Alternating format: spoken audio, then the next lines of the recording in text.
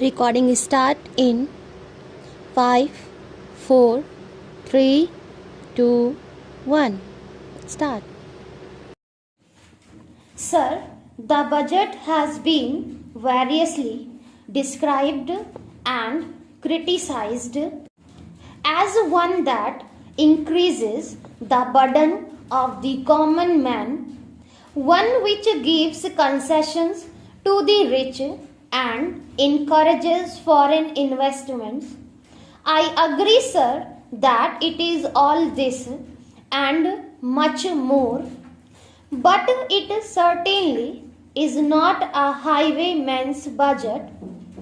To my mind, sir, the budget is sincere and at the same time it is a bold effort on the part of the finance minister, who is charged with the heavy responsibility of finding resources for the 10th 5-year plan.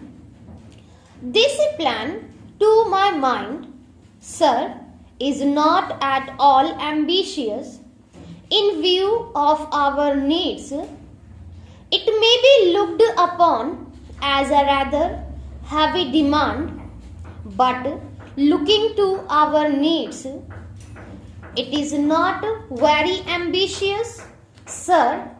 The fact that even the considerations of the coming general elections could not deflect the finance minister from the course which seemed to him necessary and proper should earn him the appreciation of every right-thinking man, the common man's interest, as I said, is nearer to our hearts than perhaps some others can claim, or at least it is equally nearer to us. And yet, come times in a nation's history when it becomes necessary for the people to postpone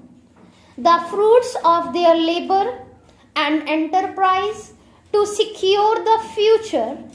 Here also, sir, opinions may differ according to the Communist Party. Such a time came during the last Great War when they were exhorting people, the common people, to contribute their full might to the war effort.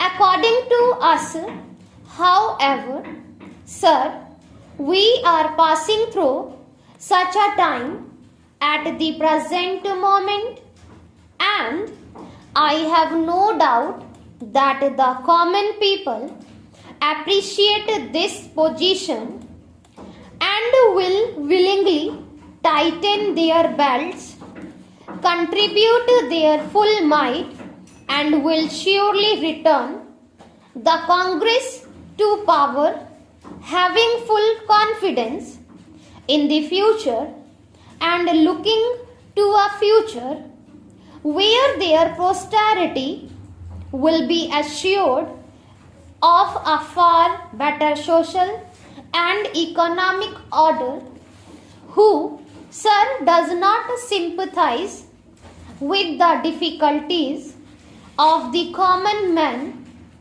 As a matter of fact, most of us come from that class, and I am sure the finance minister would have liked to do away with some of the levies. None would have been happier if he could have done without these new levies. But there are, sir, certain very imperative limitations. We are passing through a critical period. Sir, it may not be necessary to continue these levies for a long time. Rather, I am inclined to think that before long it may be possible to give us some of them at least. I have very valid reasons to think so. Our public undertakings are coming to their own, and some of our important irrigation and power projects have just been completed. Some others are nearing completion, and in due course, I think in the very near future, they must yield returns. This will go a long way to lighten the burden of the common man. We might, sir, also resort to some other ways. I suggest that we might take to public trading in some specific items of export and import. That would also certainly go a long way and help us. The private corporate sector has been steadily growing and has been developing capacity. It is sure to benefit from all these present concessions and develop greater capacity. This sector must come forward to meet new demands for taxation in the future. I agree that so far as indirect taxation is concerned, it has reached the saturation point, but the corporate sector, growing as it is in strength, in vitality and in capacity, will not, I am sure, shirk its responsibility to contribute to the common fund.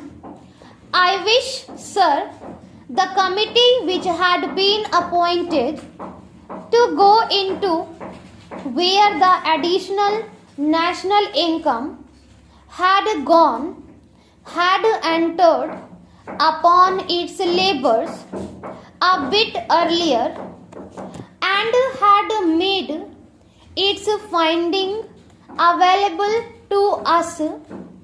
I do not want to state its findings, but I have a feeling that the committee, when it concludes its labors, will come to the conclusion that a major portion of this additional national income has gone into the pockets of a comparatively small number of men, a small number of individuals, and it is they who must in future contribute their share to the country's taxation needs, because the profits they have earned are not all due to their own efforts and enterprise only. To a very large measure, they are the result of the economic policies of the government, and due to certain other circumstances to which they did not contribute anything. Therefore, there is an ample justification for the two taxes, the capital gains tax and the excess profits tax. I need not go in detail into all the reasons that my honorable friend has explained earlier so lucidly, but I must say that entirely agree with them all, Having said this, I would like to say a few words about allocations which have been made to the various ministries in the budget.